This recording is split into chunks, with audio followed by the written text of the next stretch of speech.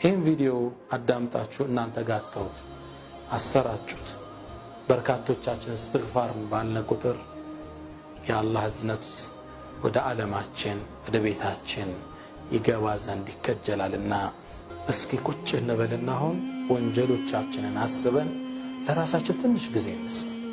በቅርቡ አንድ ትልቅ ሀብታም የዛሬ 2 ወር ከእስር ቤት ዘይረው ነበር። ሳገኘው በጣም ትልቅ መልቲ ሚሊዮነር ነው፣ ግን በነጠላ ጫማ መጣ። ብዙ ነገር ካወራም በኋላ አንድ ነገር አልኩት።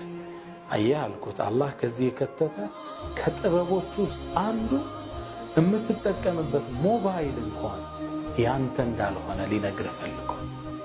ብዙ ነገሮች ያለው ግለሰብ ነው፣ ህንሳዎች፣ ብዙ ነገሮች፣ ግን ሁሉም ነገር ሞባይልን እንኳን እስር ቤት ስትገባ አስቀምጠህ ነው የምትገባ። ሞባይል እንኳን አንተ አይደለም፣ ሁሉም ነገር በአላህ እጅ።